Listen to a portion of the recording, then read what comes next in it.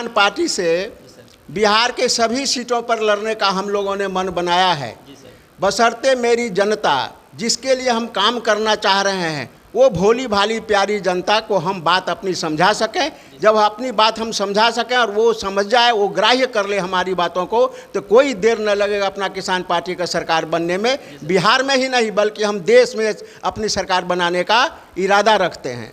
आपका मुद्दा क्या रहेगा सर? जब मेरा मुद्दा सबसे प्रथम मुद्दा है, जो देश की सबसे बड़ी आबादी किसान है, उसके लिए देश ने आज तक कोई कानून नहीं बनाया, उसके बेहतर के लिए कोई रास्ता नहीं खोला।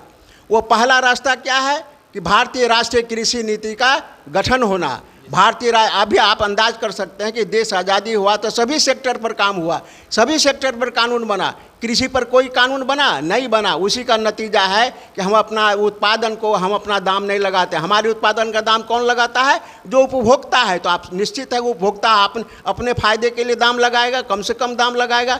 एक चीज़। दूसरा जो सबसे बड़ी बात है, जो सबसे बड़ा तकलीफ का बात है कि हमारे यहाँ ये गणना नहीं हुआ कि कितना खपत है और उसके अनुसार हमारा उत्पादन होना चाहिए।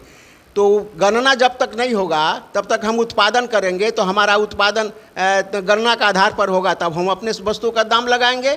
उदाहरण के लिए यदि 100 कुंटल का ज़रूरत है तो हम वहाँ 100 कुंटल पैदा करेंगे तो हम कहेंगे कि मेरा 20 रुपया का लागत है, हम 25 रुपये में बेचेंगे, वो बिक जाएगा। इसलिए उतना ही उपजाए हैं जितना की ज़रूरत है। लेकिन 100 के जगह पर हम 500 कुंटल उपजाएंगे तो हमको कैसे दाम मिल जाएगा? एक परेशानी। दूसरा हमारा सबसे बड़ा मुद्दा वो है भारतीय राष्ट्रीय जल प्रबंधन की नीति बनना।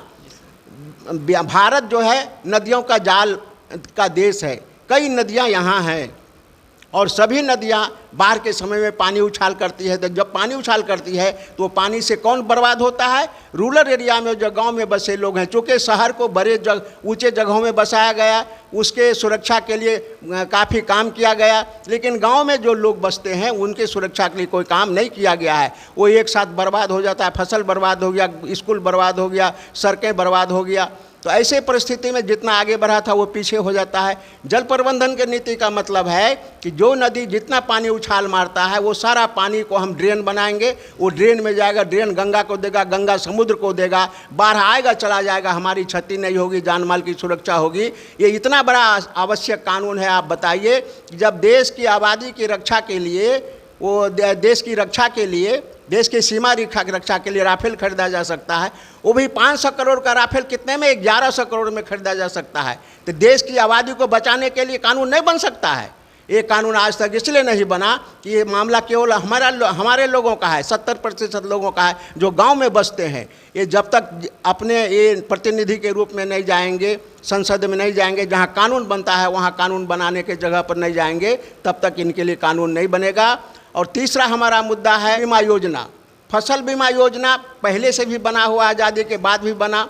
2017 में जो हमारे अभी वर्तमान प्रधानमंत्री हैं उन्होंने प्रधानमंत्री फसल बीमा योजना लागू किया। आपको जान के आश्चर्य हुआ कि वो जो केवल सफ़ेद हाथी की तरह बन के रह गया। इसलिए फसल बीमा योजना आम और तमाम लोगों को बनाने की आवश्यकता है, पारदर्शिता रूप से बनाने की आवश्यकता है, तब फसल बीमा योजना का लाभ हमारे किसान को मिलेगा। वो मसौदा हम पार्टी के पास में है और पार्टी यही चाहती है कि कानून बनाओ, मेरा मसौदा मेरा होगा, किस तरह बनाओगे वो मसौदा हम देंगे, ये हमारा ऐलान है। एक आखिरी सवाल है सर, किसानों का सर कीटनाशक पे दाम बढ़ गए सर, खाद पे दाम बढ़ गए सर, यहाँ तक कि सर किसानों को आधार कार्ड से सर खाद मिल रहा है सर, ये नियम कानून कैसा है सर आपकी नज़र में? सर ये सही माने में ये है कि उसको इतना तंग करो। जी सर। ये जो आवाम है, 70% लोग है, यही हमारा ये राजनीतिज्ञों का पूंजी है, उसको इतना तंग और तबाह करो, इसके ऐसे मतलब कि दुर्दिन के हालत में रखो कि वो हमारी बात को सुने। यही तो मामला है, यही तो मामला है। हम देश में जब प्रोडक्शन हो रहा है तो हम यूरिया इतना देंगे, इतना नहीं देंगे, क्या मतलब है? और यदि नहीं देंगे यूरिया इतना तो फिर अल्टरनेट व्यवस्था करो, ये नहीं है। दूसरा, वो कंपनियां जो है जो कीटनाशक दवा बनाती है, आपको जान के आश्चर्य होगा, 100 ml का दाम 500 रुपये, 100 ml का दाम 1200 रुपये। अरे इतना महंगा दवाई, इतना महंगा दवाई जब वो हमको देता है तो हमारी फसल का भी तो गारंटी होना चाहिए कि हमारा जब उत्पादन होगा तो हमारा क्या दाम में बिकेगा। ये अंतर है, इसको पाटने की ज़रूरत है। आपको एक बात और मैं बता देता हूँ जो आप लोगों के जेहन में नहीं होगा। अभी जो हाइब्रिड मक्का बिकता है वो 500 रुपये किलो, 450 रुपये किलो में। आपको जान के आश्चर्य होगा, उसका लागत होता है 50 रुपये किलो।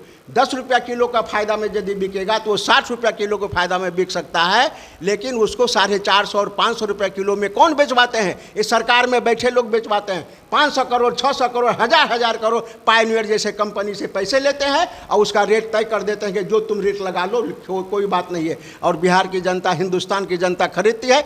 हमारी सरकार बनेगी, हम उसको लाइसेंस देंगे जो अपनी लागत का ब्यौरा सरकार को देगी। 50 रुपया यदि केजी पड़ता है तो तुमको 60 रुपया में बेचना होगा, एग्रीमेंट तय होगा, तब उसको हम उत्पादन करने का देंगे।